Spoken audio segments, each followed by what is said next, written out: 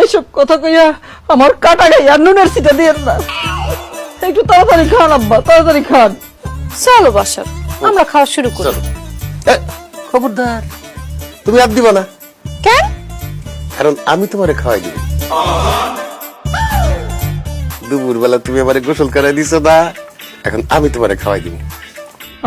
আম্মা, আব্বা কি বলতেছে? আপনি আপনারে গোসল করে দিছেন? হ্যাঁ, আমার স্বামীর আমি ভালোবাসি, তাই আমার স্বামীর সব কাজ আমি করি। আচ্ছা শোনো, তুমি আমারে খাওয়া দাও আর আমিও তোমারে খাওয়াই দিই। ঠিক আছে। ওই মগা দেখ, 25টা বছর এই সংসারে আসছি, আমি কি খাইলাম না খাইলাম, কোন সময় খাইলাম কোনদিন দেখছস তুই? হ্যাঁ, এখনো তো গুপ করে গিলতেছস। একবার জানাস তো বউ এখনো পর্যন্ত খাই নাই। অথচ দেখ, তোর সামনে তোর আব্বা পুরো একটা মানুষ কি সুন্দর তার বউয়ের মুখে খাওয়ান তুলে দিতেছে। ওরে মগা, কি দোষ করছি আমি, কি অপরাধ করছি?